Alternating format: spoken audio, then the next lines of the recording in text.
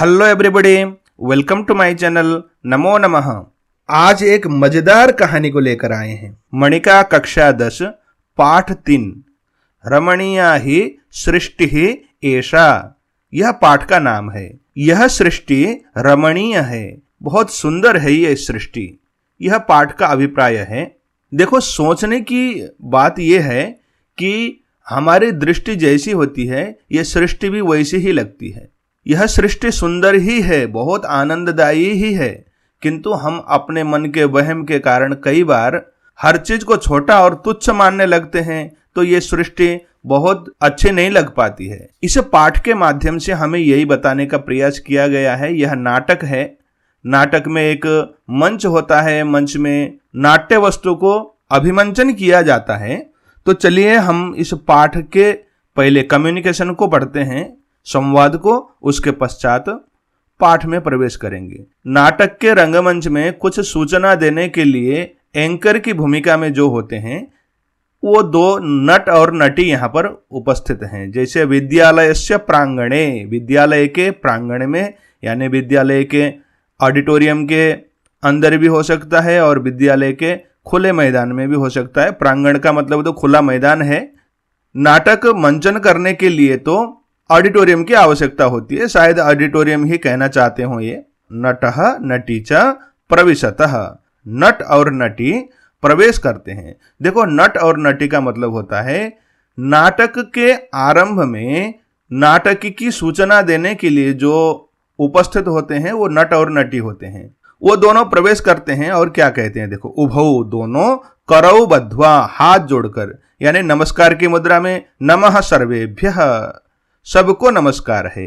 अस्माकं विद्यालयस्य, हमारे विद्यालय के, प्रांगणे, प्रांगण में, भवताम हार्दिकम अभिनंदनम, आप सबका हार्दिक अभिनंदन है, हार्दिक स्वागत है।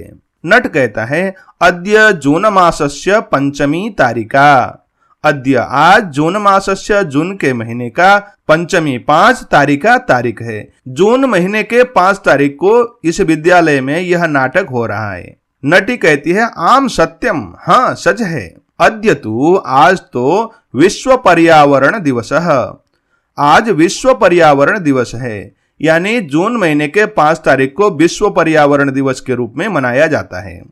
अब दोनों मिलकर बोलते हैं उभौ, एवं, हाँ ऐसी बात है, एवं, जी हाँ ऐसा होता है। अस्मिन् शुभ अवसरे वयं रम्यां सृष्टिम् अधिकृत्य एकस्याः लघुनाटिकायाः प्रस्तुतिं करिष्यामः।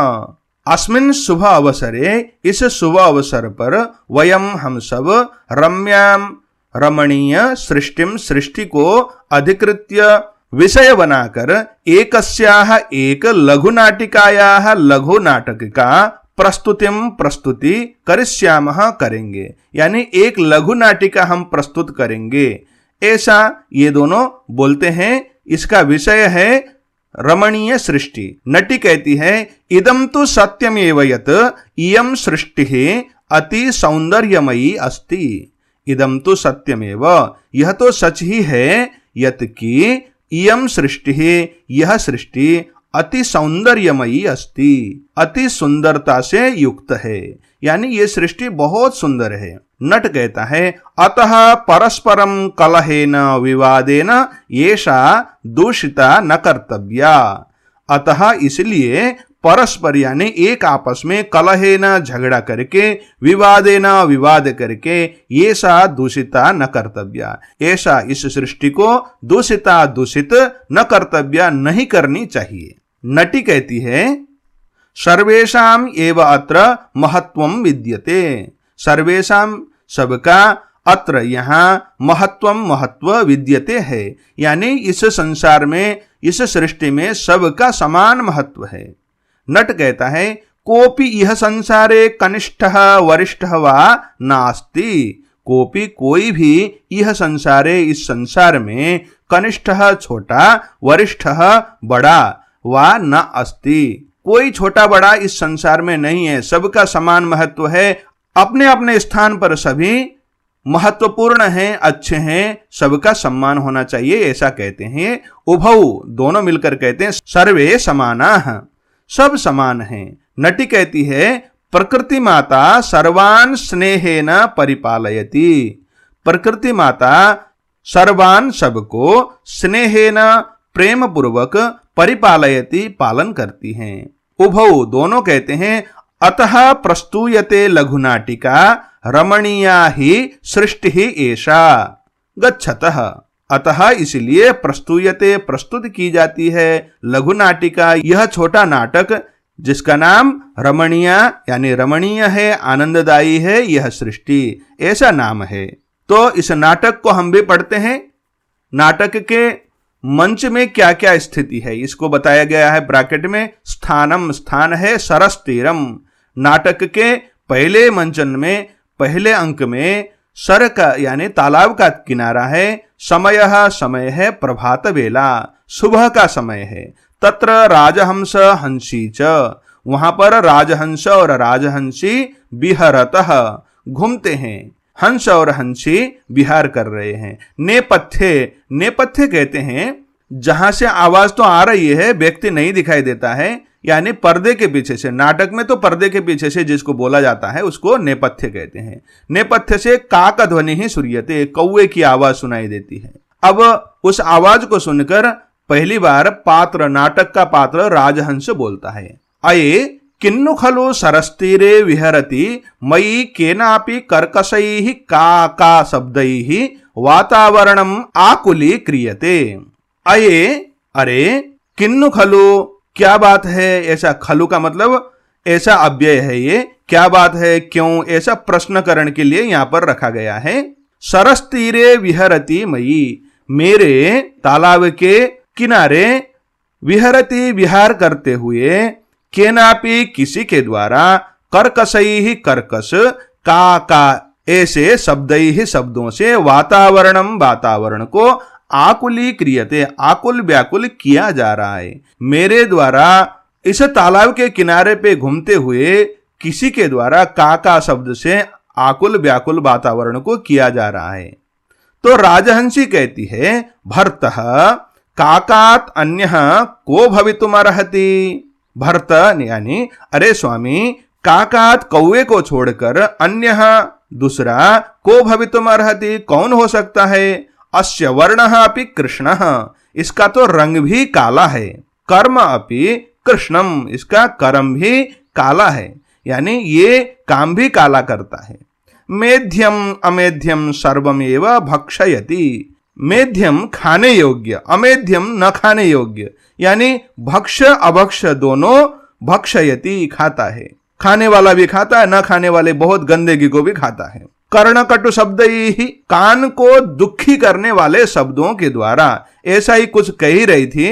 वो पूरी वाक्य को बोल ही नहीं पाई राजहंसी, इतने में कौवा पहुंच गया और कौवा बोलता है प्रविश्य सक्रोधम। नाटक के अंदर प्रवेश कर गया कौवा। अब वो बोलता है सक्रोधम क्रोध के साथ। आह किम उक्तवती भवती। अरे क्या कहा आपने। भवती आपने, उक्तवती कहा, क्या कहा आपने। यदि अहम कृष्ण वर्णः यदि मैं काला हूं तर्हि श्रीरामस्य वर्णः कीदृशः। भगवान श्रीराम का वर्ण क्या है। श्री वासुदेवस्य वर्णः कीदृशः। श्री वासुदेव कृष्ण का वर्णः रंग कीदृशः कैसा है। अरे मुग्धे अहम तु अतीव कर्तव्यपरायणः। मुग्ध का मतलब होता है मूर्ख अज्ञानी। अरे पगली अहम तो मैं तो अतीव कर्तव्य परायण मैं तो बहुत कर्तव्य परायण हूं। प्रभाते का ध्वनिना सुप्तान प्रबोधयामि। प्रभाते सुबह सुबह का करके ध्वनिना ऐसी आवाज से सुप्तान सोए हुए को प्रबोधयामि जगाता हूं। कर्मसुच विनियोजयामि कर्म में लगाता हूं। सबको जगाकर अपने अपने काम में लगाता हूं। कौवा सच में करता भी है ये काम तो करता है ना, भले ही काला हो उसका भी महत्व तो है ना। अब इस बात को सुनकर पसंद नहीं आया राजहंस को। कहता हूं किम अनेन इससे क्या। एतत् कार्यम तु कुक्कुटोपि करोति। एतत् कार्यम इस कार्य को तू तो कुक्कुटः अपि मुर्गा भी करोति करता है। वो कहता है ये काम तो मुर्गा भी करता है, तूने कर लिया तो कौन सी बड़ी बात है। अरे भाई काम तो कर रहा है ना, आप समझो इस बात को, लेकिन समझ नहीं रहा है। का कह कौआ बिहस्य हंसकर, कौआ हंसकर बोला कुक्कुट, अरे मुर्गे की बात कहाँ रही अब, अरे अद्य, अरे आजकल, कुतः कुक्कुटाः, कहां से मुर्गे रह गए, यानी मुर्गे तो रह ही नहीं गए। नगरेशु, खास करके नगरों में, अहमेव सर्वत्र सुलभः, मैं ही सर्वत्र सुलभ हूं, यानी चाहे नगर हो, चाहे शहर हो, चाहे गांव हो, हर जगह में मैं तो मिलता ही हूं। आजकल नगरों में कौन मुर्गा रख रहा है, ऐसा कौवा बोला। तो राजहंसी बोलती है भो भो वाचाला, अरे वाचाल, बकवास करने वाला, स्वीय ही अपने, कटु भी, एकदम कान को दुखी करने वाले, कटु, कोणित ही आवाज, कोणित कहते हैं ऐसी आवाज जो कान को दुखी करता है, ऐसी आवाज से जन जागरणात, जन जागरण यानी लोगों को जगाने के काम से, अन्यत दूसरा, तू किमपि न करोसी, तो किमपि कुछ भी न करोसी, नहीं कर सकता है। लोगों को जगाने के सिवा तुम कुछ और कर भी सकते हो, ऐसा उसका प्रश्न है। जगाओ, लोगों को परेशान करो, यही काम है तुम्हारा। अब कौवा बोलता है अहो अज्ञानम भवत्याह, अरे आपका अज्ञान देखो, अरे सुनो, यस्य गृहस्य, जिसके घर के भित्तौ, भित्ति में, दीवार में स्थित्वा रहकर, आलापम अपि, मेरी आवाज भी, जनाः लोग, प्रियस्य आगमन संकेतम, अपने प्रियजनों के आगमन का संकेत मत्वा मानकर, हृष्यन्ति, बहुत प्रसन्न होते हैं। आप लोगों के यहां भी हो गई ना ये परंपरा कि कौवा आकर कहीं हमारे मुंडेर में बैठकर बोले तो हमको लगता है कि कोई हमारे प्रियजन, हमारे कोई खास लोग आने वाले हैं। तो इसी बात को कौवा बोल रहा है। किम बहुना, और क्या अधिक कहा जाए, अहम तु एतादृशः सत्य प्रिय, मैं तो इतना सत्य प्रिय हूं कि मातरः, माताएं, शिशून, अपने बच्चों को, कथयंती, कहती हैं, अनर्थम वदसि चेत काकः दशेत, अनर्थम झूठ, वदसि बोलता है, चेत तो काकः दशेत, कौवा काटेगा, झूठ बोले कौवा काटे, ये हिंदी में बहुत प्रसिद्ध कथन है। इसी बात को कौवा कहता है। अस्माकम ऐक्यम तो जगत प्रसिद्धम, अस्माकम यानी कौओं की, ऐक्यम एकता तो जगत प्रसिद्धम, जगत में सुप्रसिद्ध है, हमारी एकता संसार में बहुत प्रसिद्ध है। सर्वथा जागरूको हम, सर्वथा यानी सब प्रकार से, जागरूक, मैं जगा हुआ जागरूक व्यक्ति हूं। छात्राणाम कृते आदर्श एव, खास करके विद्यार्थियों के लिए तो मैं आदर्श हूं। किम न श्रुतम, क्या नहीं सुना तुमने, काक चेष्टा वकत ध्यानम, वो कहता है कि हम तो विद्यार्थियों के लिए तो खास करके आदर्श हैं। आदर्श विद्यार्थी के लिए कहा जाता है कि कौवे की जैसी चेष्टा होनी चाहिए, यानी कौवे के जैसे चतुर, चालाक होना चाहिए, ऐसा एक श्लोक में बताया गया है। 5 लक्षण होते हैं विद्यार्थियों के, काक चेष्टा वकत ध्यानम इत्यादि। उस श्लोक को आप लोगों को चाहिए तो मैं डिस्क्रिप्शन में बता दूंगा, कमेंट कीजिएगा। अब इस बात को सुनकर राजहंस कहता है विरमा विरमा, अरे रहने दो, रुको रुको। कौवे के रंग देखकर, उसकी आवाज सुनकर ही उसको अन्य कामों को छोटा मान रहा है। वो कहता है श्रूयताम, सुनो, यद जनैः सर्वदा गीयते तव विषय, तुम्हारे विषय में लोगों के द्वारा जो गाया जाता है, कहा जाता है, वो सुनो। रुको जरा, सबर करो, ऐसा कह रहा है राजहंस आज की भाषा में। और कहता है कि तुम्हारे विषय में लोग क्या कहते हैं सुनो। एक श्लोक है, इसको पढ़ते हैं। काकस्य गात्रम यदि कांचनस्य, माणिक्य रत्नम यदि चंचु देशे, एकैक पक्षे ग्रथितम मणिनाम, तथापि काको न तु राजहंसः। इसका अन्वय है यदि काकस्य गात्रम कांचनस्य, यदि काकस्य कौवे का गात्रम शरीर, कांचनस्य सोने का भी हो, यदि चंचु देशे, यदि चोंच में, माणिक्य रत्नम, मणि आदि रत्न गूंथे हुए हों, एक एक पक्षे, एक एक पंख में, मणिनाम, मणियों का, ग्रथितम, गुंफन हो, मणियां लगी हुई हो, तथापि फिर भी, काकः काकः एव, कौवा कौवा ही होता है।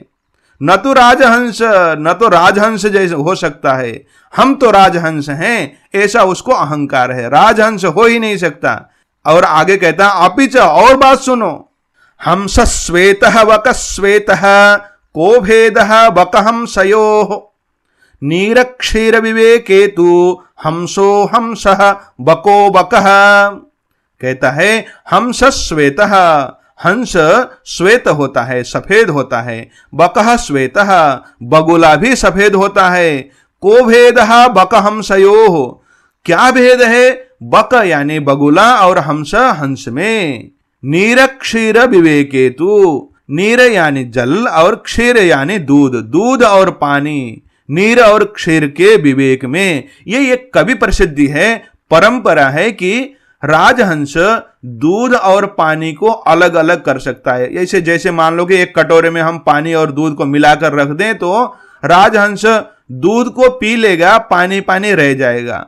वो कैसे होता है, क्या होता है, ये विषय बहुत लंबा है। कमल नाल को वो खा के बैठा हुआ होता है तो उसके मुख में एसिड होता है और उससे दूध फट जाता है, दूध फटने के कारण उसके मोटे मोटे कण उसके मुख के अंदर आ जाते हैं, पानी रह जाता है। क्या सच है क्या नहीं है मैंने तो देखा नहीं है। देखो मेरे पास में तालाब तो है, वहां पर हंस है नहीं, कोई बतख नहीं आता, बगुले खूब हैं, इसलिए मैं इतना ही जानता हूं। अब बाकी आप लोगों को कहीं मिल जाए कोर्स में, किताबों में तो खूब मिला हुआ है, लेकिन सच क्या है वो अगर आपको पता हो तो बताइएगा। तो निरक्षर विवेक में तो हंस हंस होता है और बकह बगुला बगुला ही होता है, यानी हम निरक्षर विवेकी हैं, ऐसा राजहंस अपने आप को बढ़ाना चाहता है, बताना चाहता है। अब बकह बगुला बोलता है, क्योंकि बगुले की बात आ गई तो बगुले को भी गुस्सा आ गया और आ गया प्रवेश करके स्वपक्षौ, अपने दोनों पंखों को अवधूय, ऊपर हिलाकर यानी पंखों को फड़फड़ाकर कहता है कथम माम अपि अधिक्षिपसि, कथम कैसे, माम अपि मुझको भी अधिक्षिपसि निंदा करते हो, मेरी निंदा कैसे, तुम आपस में लड़ लो, मुझे बीच में लाने की जरूरत क्या है। ऐसा कहते हुए बगुला कहता है किंते महत्वम, तेरा महत्व है ही क्या राजहंस को। अब तक राजहंस की बुराई नहीं कर रहा था कौवा, वो तो कह रहा था कि मैं अच्छा हूं, अब कहता है तेरा महत्व ही क्या है राजहंस, सुन। वर्षा ऋतौ तु मानसम पलायसे, वर्षा ऋतु यहां पर संधि हुई है, तो मानसम मानस की ओर पलायसे पलायन करता है। फिर कवि प्रसिद्धि है, ये परंपरा है, वर्षा ऋतु में राजहंस मानस सरोवर की ओर चले जाते हैं, हिमालयों के तलहटी में जाता है राजहंस, ऐसा माना जाता है। क्योंकि बरसात में गंदगी से भर जाते हैं सभी नदी नाला तालाब पोखर सब, तो ऐसे गंदगी में वो रहना नहीं चाहता है, इसलिए हिमालय के तलहटियों में जहां पर हिमालय से निकला हुआ, ग्लेशियर से निकला हुआ जल ही मिलता हो, ऐसे साफ पानी में जाता है, ऐसा माना जाता है। अहम एव अत्र वृष्टेः अभिनंदनम करोमि, अहम एव मैं ही, अत्र यहां पर वृष्टेः बारिश का, अभिनंदनम स्वागत करोमि करता हूं, यानी जब वर्षा ऋतु आती है तो इस तालाब को तू छोड़कर जाता है, मैं तो यहीं बैठकर बारिश का आनंद लेता हूं, बारिश का स्वागत करता हूं। कीदृशी तव मैत्री, तेरी कैसी मित्रता है ये, तू तालाब से मित्रता ही करता, ये ही तेरा घर होता तो इसको छोड़कर भागता, ऐसे उसको डांटता है।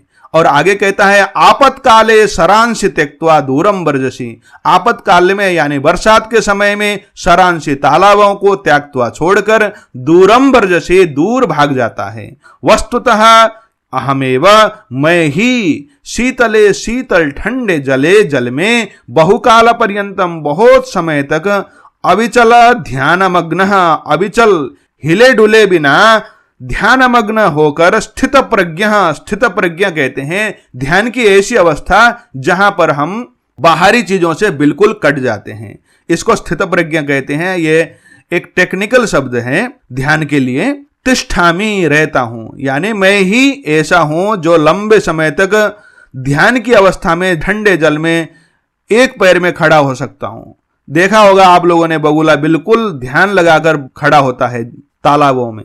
दुग्ध धवला में पक्षाः, दूध से सफेद में पक्षाः मेरे पंख हैं। न जाने कथम माम, न जाने यानी मैं नहीं जानता कि कैसे माम मुझको अपरिगणयन्तः छोड़कर जनाः लोग चित्रवर्णम विचित्र रंग वाले अहिभुजम सांप को खाने वाले मयूरम मयूर को राष्ट्र पक्षी के रूप में मन्यन्ते मानते हैं। यानी मुझे समझ में नहीं आ रहा है कि मेरे ऐसे सफेद पंख, मेरा ऐसा ध्यान करना, इन सब को भूल कर लोग क्यों एक सांप खाने वाले और चित्र विचित्र रंग के पंख वाले मयूर को राष्ट्र पक्षी मानते हैं।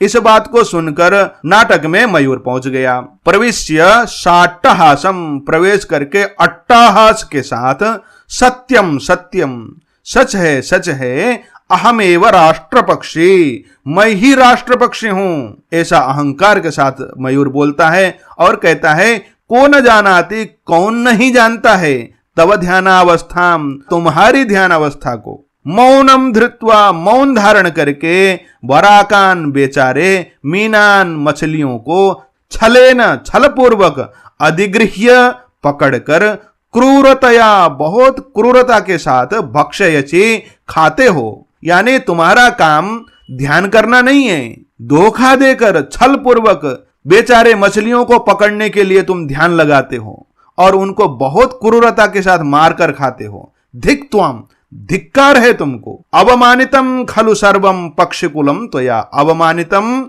अपमानित कराया है, खलु, निश्चय ही, सर्वम, सब, पक्षिकुलम, पक्षी के समूह को, त्वया, तुम्हारे द्वारा, यानी तुमने सारे पक्षिकुल को अपमानित करवाया, क्योंकि तुम बहुत बुरा कर्म करते हो, धोखे से किसी को मारते हो। काक, इतने में कौवा बोलता है, रे सर्प भक्षक, अरे सांप को खाने वाले, नर्तनात् अन्यत किम अपरम जानासी, अरे तू नाचने को छोड़कर क्या जानता है अधिक। कौवा अब मयूर को डांटने लग गया, क्योंकि मयूर आकर बोलने लगा कि मैं राष्ट्र पक्षी हूं, मैं बड़ा हूं, तो इस बात से कौवे को गुस्सा आ गया। अब कौवे की इस बात को सुनकर मयूर कहता है, श्रूयताम श्रूयताम, अरे सुनो सुनो, मम नृत्यम तो प्रकृते आराधना, मेरा नृत्य तो प्रकृति की आराधना है ना। आप लोगों को लगता है बादल के गड़गड़ाने पर मयूर नाचता है। पश्य, देखो, चारु वर्तुल चंद्रिका शोभिता नाम, चारु चंचल सुंदर, वर्तुल गोल, चंद्रिका यानी चंद्रमा के समान, शोभिता नाम, सुशोभित, मम पिच्छा नाम, मम, मेरे, पिच्छा नाम, पंखों के, अपूर्वम सौंदर्यम, अद्भुत सौंदर्य को, अपूर्व सौंदर्य यानी इससे पूर्व ऐसा सौंदर्य किसी के पास न रहा हो, ऐसा सौंदर्य देखो मेरे पंखों का। मम केकारवम, मेरी ध्वनि, मयूर की ध्वनि को केकारव कहा जाता है। मेरी ध्वनि को श्रुत्वा, सुनकर, कोकिलः अपि लज्जते, कोयल भी लज्जित हो जाती है, यानी कोयल की आवाज भी मेरी आवाज के बराबरी नहीं कर सकती।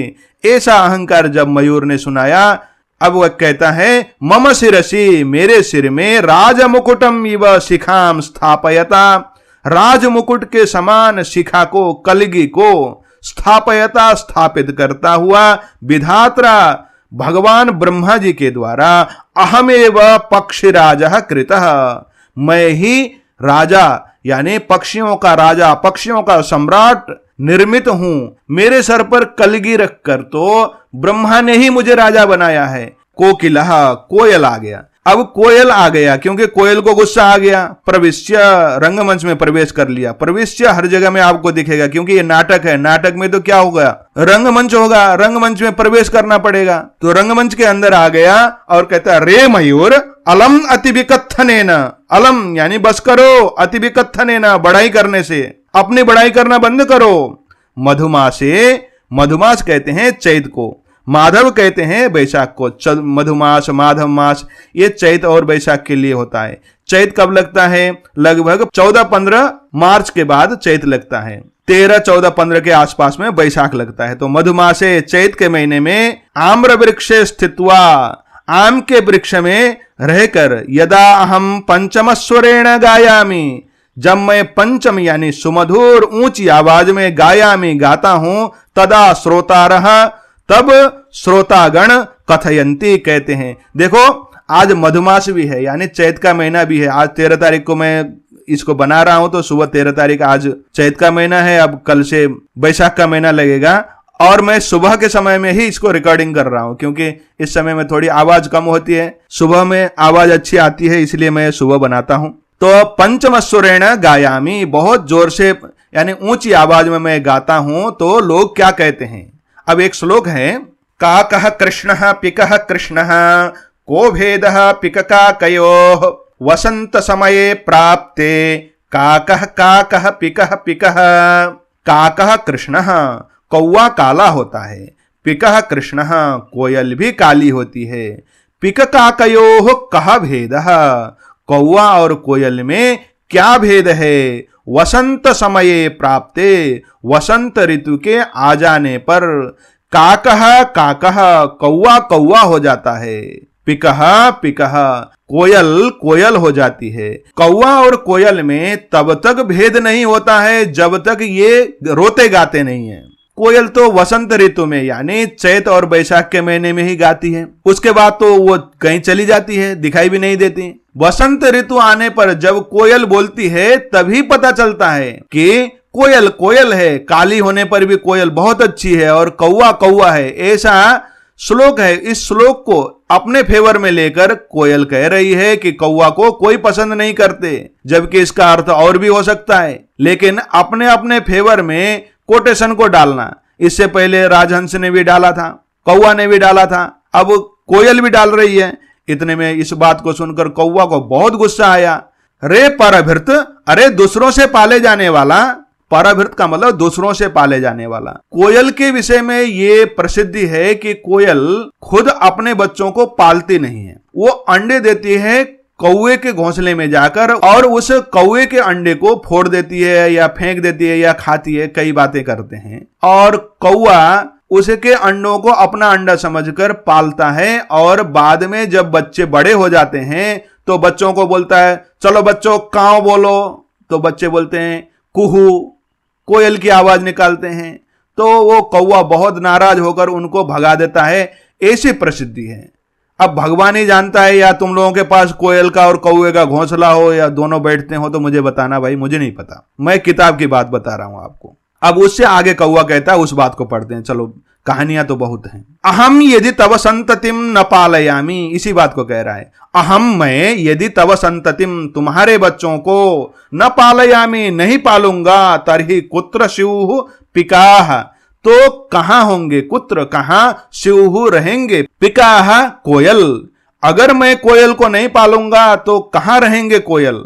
अतः इसलिए अहम एव करुणापरः पक्ष सम्राट काकः, अहम एव मैं ही करुणापरः, करुणा से युक्त, पक्ष सम्राट, पक्षियों का सम्राट, पक्षियों का राजा, काकः कौवा, क्योंकि मैं तुम्हारे बच्चों को भी पालता हूं, इतना करुणा से युक्त हूं। अब इस बात को सुनकर राजहंस को बड़ा गुस्सा आया। राजहंस मेरा नाम है, मैं ही राजा हूं। तो कहता शांतम शांतम, अरे शांत हो जाओ, चुप हो जाओ। अहमेव नीर क्षीर विवेकी, मैं ही नीर और क्षीर, दूध और पानी को अलग करने वाला, पक्षिणाम राजा, पक्षियों का राजा मैं ही हूं। ऐसा वो कहता है। बकह बकह यानी बगुला बकबक करने लगा। धिक युष्मान, धिक्कार है तुम सबको।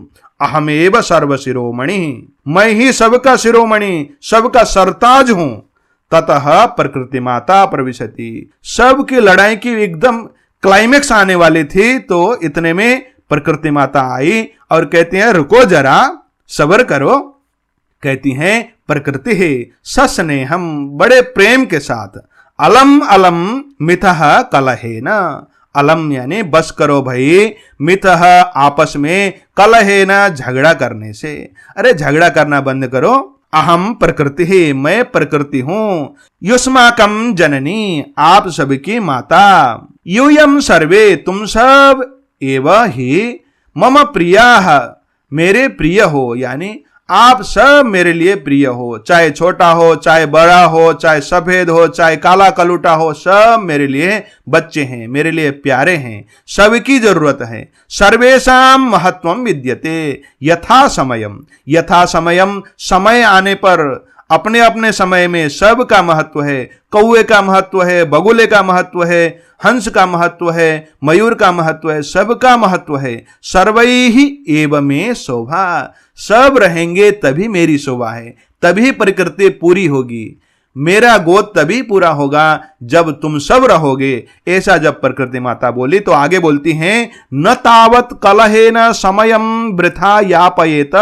न तावत, इसलिए कलहेन, कलह करके, वृथा, झगड़ा करके, समयम, समय को, वृथा यापयेत, समय को बेकार मत करो, मत गंवाओ। मिलित्वा एव मोदध्वम, मिलकर आनंद लो। जीवनम च रसमयम कुरुध्वम, जीवन को रसमय करो। ऐसा कहकर सबको समझाती हैं। इस संसार में हर एक की उतनी ही महत्ता है। सब हैं तो प्रकृति है। इसलिए सर्वे मिलित्वा गायन्ति, सब मिलकर, ये अंतिम के 2 श्लोक गाते हैं, सब मिलकर रहते हैं। आयुषः क्षण एकोपि न लभ्यः स्वर्णकोटिकैः, सचेन निरर्थकम नीतः कानुहानिस्ततोधिका।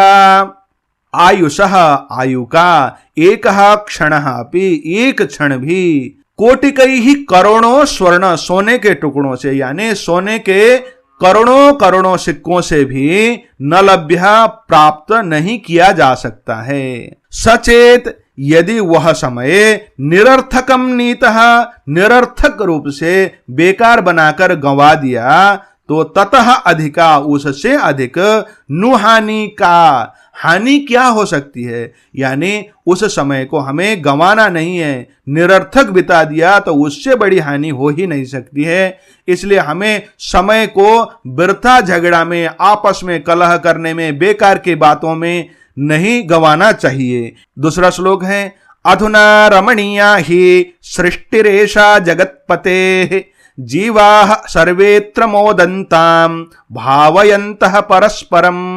ऐसा जगतपते सृष्टि, यह भगवान की सृष्टि है, सृष्टि है। ही अधुना रमणीया, यह अब बहुत रमणीय हो गई है, क्योंकि जब मिलेंगे, हम सब मिलकर रहेंगे तो ये सृष्टि बहुत अद्भुत रमणीय लगेगी। सर्वे जीवा अत्र, सब जीव, सब प्राणी, अत्र, यहां पर, परस्परम, एक आपस में, भावयंतः, सहयोग करते हुए, मोदंताम, आनंदित रहें, प्रसन्न रहें, सद्भावना के साथ यहां पर सब प्राणी रहें। पाठ अच्छा लगा होगा तो लाइक, कमेंट, शेयर इत्यादि कीजिएगा। इस पाठ का मुख्य उद्देश्य, संदेश तो हमें आपस में कलह करने से होने वाले हानि को बताना है। इसके अभ्यास भाग के साथ मिलेंगे। तब तक के लिए पढ़ते रहें, आगे बढ़ते रहें। नमो नमः, पुनर्मिलामः, धन्यवादः।